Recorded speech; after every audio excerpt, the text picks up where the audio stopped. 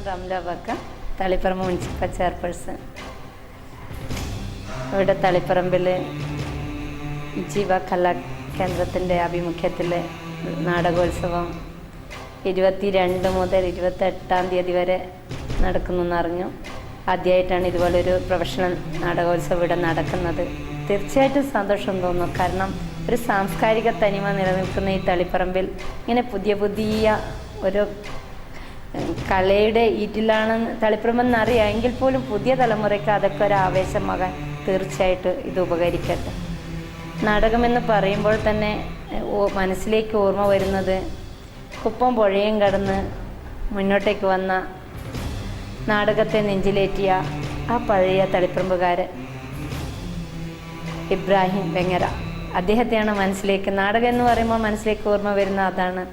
നാടകം എന്ന വാക്കിൻ്റെ അർത്ഥം തന്നെ നാടിൻ്റെ അകമാണ്. ഇപ്പം നാട്ടിലെ നാട്ടുകാരുടെ പ്രശ്നങ്ങൾ, സമൂഹത്തിലെ പ്രശ്നങ്ങൾ, സമൂഹത്തിലെ തിന്മകൾ എങ്ങനെ ഇവിടെ നന്മ വിതയ്ക്കണം എന്നതൊക്കെയാണ് ഈ നാടകത്തിലൂടെ ഉടലെടുത്ത് വരുന്നത്. നാടകങ്ങൾ നാം കണ്ടുകൊണ്ടിരിക്കുമ്പോൾ നാടകം വലുതാവുന്നു, നമ്മുടെ മനസ്സ് വലുതാവുന്നു.